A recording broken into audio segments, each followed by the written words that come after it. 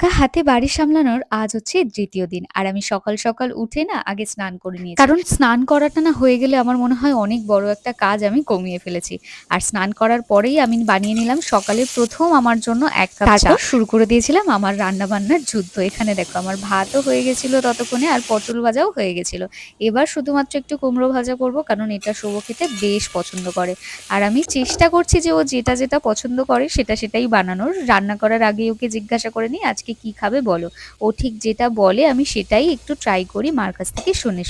কিছু অসুবিধা হলেই মাকে ফোন করে জিজ্ঞাসা করি, "এটা কি করে করব? ওটা কি করে করব?" আজকে আমি বানাবো হচ্ছে কাঁচকলা আলু দিয়ে পোস্ত। কারণ কাঁচকলাগুলো বাড়িতে বেশ নষ্ট হচ্ছিল, তাই ভাবলাম আলু পোস্ত যখন বানাচ্ছি তখন ওর সাথে এটাকে মিশিয়ে দিই। পোস্তটাকে শিলের বাটাতে আমি এরকম করে এটাকে পেস্ট করে নিলাম। বেশি ঝাল দিই না কারণ শুভ একদমই ঝাল খেতে পারে না। জার্সির খাবার থেকে শুরু করে মোটামুটি সব রান্নাই কমপ্লিট, শুধু ডালটা বাকি আছে। চলো দেখা হবে নেক্সট পার্টে।